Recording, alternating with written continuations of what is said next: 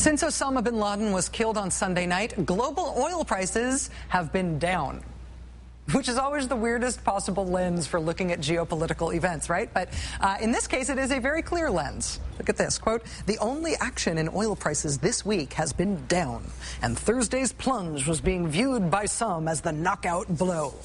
That's what counts as a Wall Street freakout. Today, Wall Street really was all freaked out because oil dropped below $100 a barrel. Shudder the thought.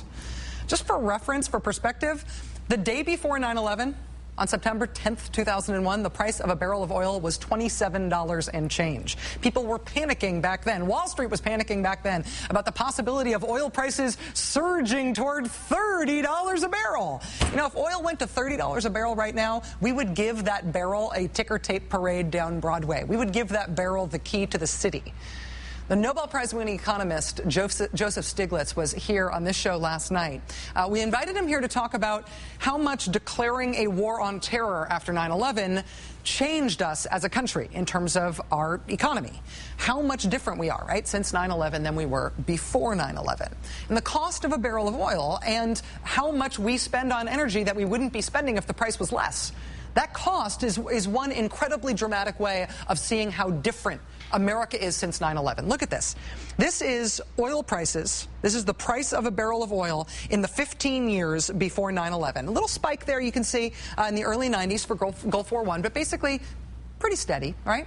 Now look at the price of a barrel of oil since 9/11. Watch this. Oh, yeah, that's called volatility. That's also called expensive. That's also called a really awesome time to be an oil company. The average price of a barrel of oil since 9/11 is 176% higher than the average price of a barrel of oil in the decade before 9/11. And that is why, in part, the oil industry is the most profitable industry ever known to mankind. At a time when U.S. corporate earnings are setting records, we just found out today that U.S. companies posted their third largest profit gain ever this past year, even if they are still not hiring.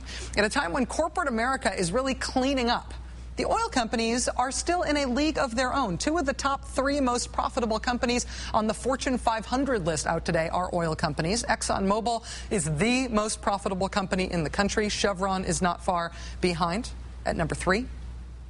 Osama bin Laden's death may turn out to be an economic bummer for oil companies if it keeps driving oil prices down the way it has this week. But in this past decade that Osama bin Laden has been alive, this past decade since 9/11, it has been economically great for oil companies. I mean, great isn't even the word. And it is in that context that today Republicans in the United States House of Representatives decided to block the latest attempt by Democrats to end taxpayer subsidies of these richest companies the world has ever known. Democrats tried to force a vote to repeal the billions of dollars of U.S. taxpayer money that go to these oil companies every year, and Republicans said no. Today's move follows another vote back in March where Republicans voted unanimously to keep these oil subsidies intact. If you know a Republican member of the House, then you know someone who voted explicitly as a standalone measure to keep giving oil companies taxpayer subsidies. Even though House Republicans blocked today's effort to repeal oil subsidies, they did in fact take a vote on the oil industry. They passed a bill to further reduce regulations on offshore oil drilling, betting that America will agree with them that offshore oil drilling is just too darn safe. Republicans also chose this week to launch their big new House Energy Task Force. Stated goal of this task force is to promote the Republican Party's energy message through things like social media and op-eds and TV interviews. What we put together today is the list of names of the 31 members of the House Republican Energy Task Force. The dollar figure that you see next to each name is the amount of money that particular member of Congress has received in campaign donations from the oil and gas industry over the course of his or her career. There is not one single member of Congress on the new House Republican Energy Task Force who has not received oil and gas industry money. The 31 Republicans on this task force have taken in a combined $4.5 million in campaign contributions from the oil and gas industry. For 5 of these Republicans, the oil and gas industry is their single largest contributor over the course of their career. Everybody is psyched about Osama bin Laden being dead. The oil industry, I mean, They are human, so we've got to imagine that they're all psyched too. But the decade since 9/11 has been a lot better economically for them than the decade before 9/11 was.